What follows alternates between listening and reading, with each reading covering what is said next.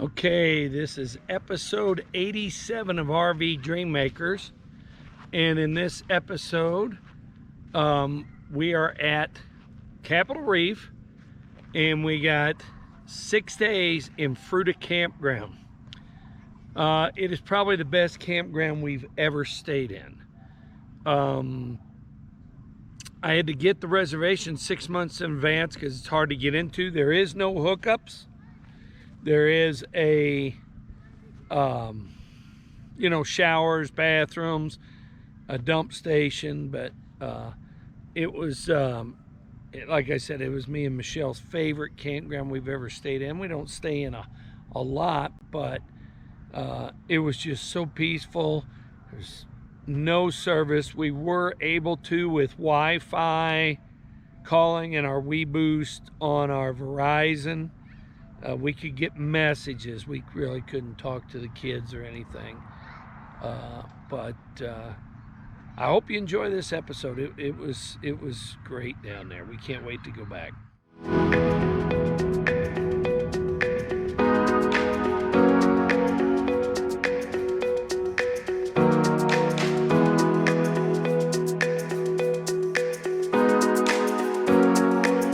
So we come down.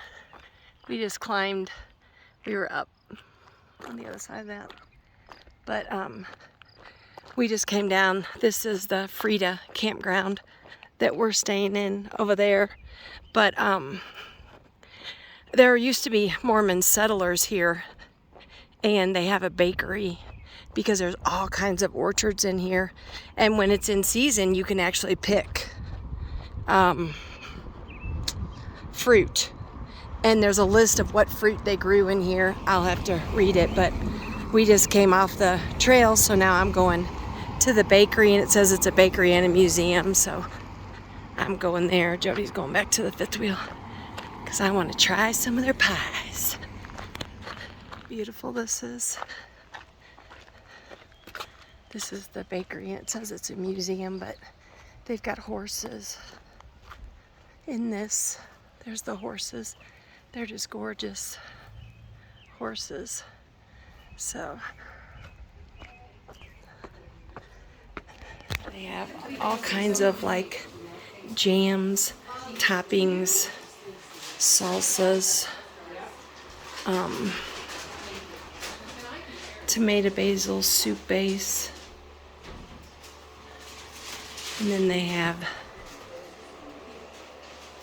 like teas. Oh, this is coffee. And then they have Earl Grey tea, passion fruit, and then honeys. Oh, these are syrups. And then their pies are in here.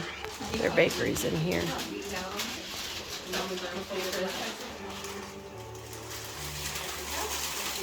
There's their pies.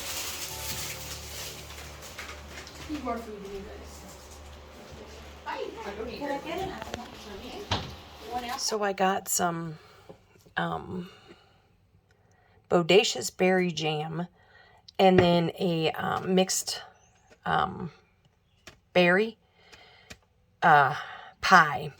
And this says, locally baked fresh pies, homemade ice cream, and bottled goods take us back to the days where the Gifford house was the heart of a small but lively Mormon pioneer village.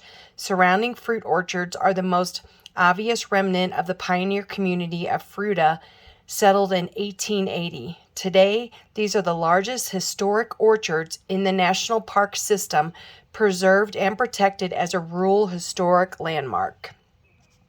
So thought that was kind of cool. So we'll do some videos of the orchards. There's a bunch that are right behind us. So, and it tells what you can pick and stuff. So, but I just thought that was kind of a neat story.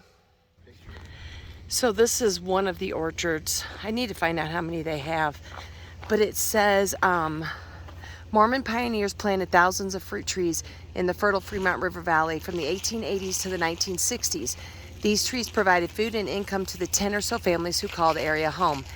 Apples, apricots, cherries, peaches, pears, and plums dotted each family's orchards. Today, the orchards contain many heirloom varieties for people to discover and enjoy. It says park staff maintain the historic character of these extensive orchards using heritage techniques. The same flood irrigation ditches pioneers dug in the 1880s water the trees today. Pioneers faced floods and droughts. Today the climate poses challenges for managers. Warmer temperatures may cause trees to bloom early or out of sync with pollinators. These changes could reduce the harvest. Preserving the healthy orchard remains a central goal for Capitol Reef National Park. Please walk among the trees, enjoy the flower blooms, and harvest fruit in season. So, but I'm not sure what they said, that it's about 3 weeks behind because of the cold. But here's one of the irrigation ditches, and when I walked back here the other day, this was just flooded with water. And they had one open when we came off the trail. So I guess it flows through here, and then it must go down then and water the orchards, and they turn them off and on. And it was on the other day, and it was just flowing like crazy. So this one's flowing. So this is how they turn it on, and then it just floods it, and then I guess it goes down and then waters the trees. But they have it closed up here, so I guess they want it concentrated in this area. But it's just amazing. That's the irrigation that they used in the 1880s. That's so crazy. And here's the thing that they have down. So I don't know where it's going after this. Yeah, it's going around it, but it's not making its way all the way down. I guess they're trying to concentrate it. See, it's flowing down. They're trying to keep it concentrated in this area. Yeah, so they have some of them closed, but it's still getting in there. But it's just amazing to me that that's irrigation from the 1880s. I mean, just how unbelievable is that? The water's flowing here because they have it open up that way. But this is one of the orchards that's right by us, and it says this is the chestnut orchard. The Chestnut family owned this orchard as part of their farm from post-World War I until 1962. William and Dicey Chestnut had a home across the river and later provided housing, meals, and guided trips for early park visitors. Sons Clarence and Jay, with wives Ruby and Bessie, planted this orchard, including Bartlett pears and red delicious apples. After World War II, fruit was trucked to Delta, Salina, even Salt Lake City for sale. So they said that the blooming is already done, and he said that it has, what did he say is first, Jody? Apricots. So he said that field over there is apricots, and he said it was just a couple weeks ago it was blooming, and he said it just smelled heavenly. And then cherries will be next in June. But he said it was just amazing. The smell, he said it was just like so fragrant. It was crazy. And then this is apples and Bartlett pears. So he said the fruit's hard to see because it's so little right now and it's blending in with the leaves. But here are the apricots on the tree right there. Those are apricots. They said they'll be ready about the end of June. So these are all apricot trees in here.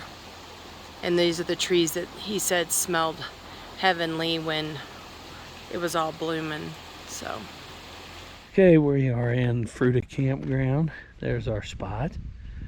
It's nice and tough to get into. And it's a beautiful campground. No hookups whatsoever. No cell service whatsoever. we got one bar. Yeah, but you can't internet. call anybody. No, but at least I can get messages every once in a while. Just takes about an hour or two. There's an orchard there. A lot of big cottonwood trees here. We'll see. There's a ton of We're going to orchards see in some here. massive trees here. That's the Gifford house there where they make the pies and the cinnamon rolls. And last year they made 66,000 pies. 66,332 or something like that. Yeah. So I want to find and they've out. got horses in there. Yeah, they got horses over They're in over there. there. They must have been fed. Okay, so we're down here at the picnic area because we wanted to go buy these monster cottonwoods. Pretty sure they're cottonwoods. Probably tell you on this. There's a lot of cotton on the ground. As saplings, they were witnessed to the arrival of Mormon pioneers in the 1980s. As juveniles with smooth bark, they stood by the orchards were planted in the early 1900s. As adults, they were present in 1937 for the transformation from homesteads to a national monument. Their root system may have felt the weight of the paved road. In the 1960s. In maturity with deeply wrinkled bark, they became part of the protected Fruta Rural Historic District in 1997. In old age, these silent centennials mark the passing of time. The massive Fremont cottonwood trees before you have had meaningful lives. Local knowledge states that starting in 1918, the large tree nearest the road, known as the mail tree, was the place where mail was transferred from a carrier in Torrey to another carrier who continued downriver. Later, mailboxes were attached to the tree, giving the settlers a convenient location from which to maintain contact with the outside world. The canopy and bark provide habitat and shade for mammals, birds, and reptiles, as well as important resting areas for migratory species. Weary travelers still appreciate the shade for a picnic at lunchtime. Their lives have lasted longer than expected. One day they will be gone. New trees may take their place, but memories of their prominence during Capitol Reef's transformation will remain. Cottonwood. So that's the mail tree over there. Yeah, the Fremont cottonwood. Wow, that's gnarly. Look at the Yeah. mailboxes there. Uh-huh. It says Caneville, 24 miles. Look at the size of these things. It's crazy. Go Stand next to it so you can get conceptual size. I think this one's the biggest one compared to the mail tree.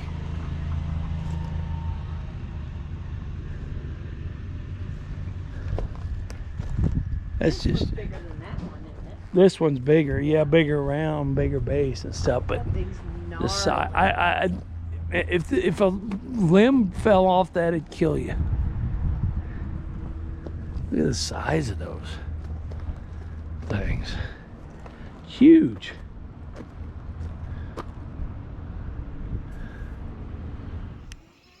So we're sitting out here by the fire. It looks farther away than it is, but it's really close to us. Eating. And then there's some over in there.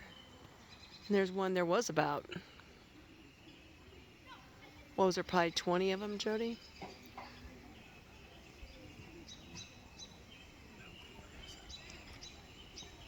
There's some right there.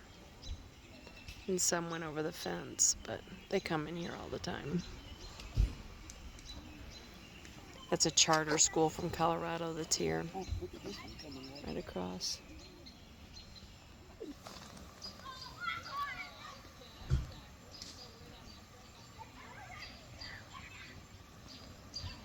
Kind of mangy looking.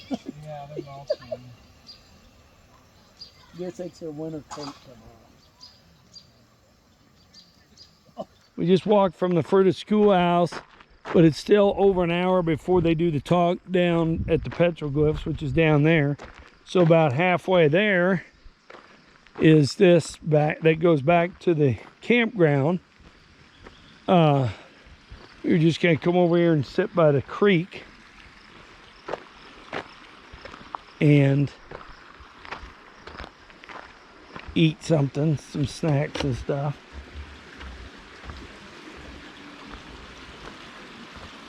So this creek flows into Fremont Creek, making it even bigger. Well, Fremont's a river, isn't Yeah, it says a river. I don't know.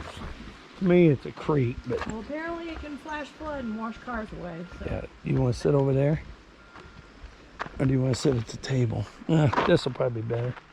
I'm tempted to go over to the Gifford house and get my stuff. And walk all the way back to the campground, and I mean, I could. then we don't have to carry everything, do we? Huh? Well, I mean, we could.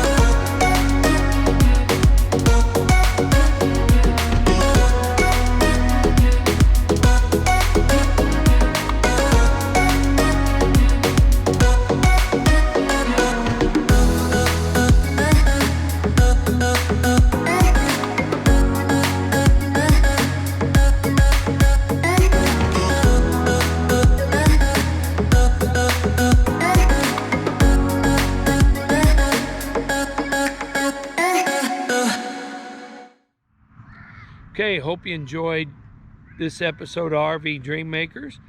Please like, share, and subscribe. We are at near West Yellowstone. We are staying, you can see the sunset back here. It is Saturday the 12th. I believe it's the 12th. But you can see where we are boondocked. Okay, out here down Big Springs Road. It's a great boondocking location, and neat springs down the road. We can't wait to bring you information about that. I hope you enjoyed the episode. We are leaving here on Monday to go down to the Wind River Range, or Tuesday. We're staying till Tuesday. We got one more day to explore, and in Yellowstone we've seen a lot of wildlife today, especially. We got up at 3:45 this morning to get in there to that area. Just remember that God loves you, but only Jesus can save you. See you.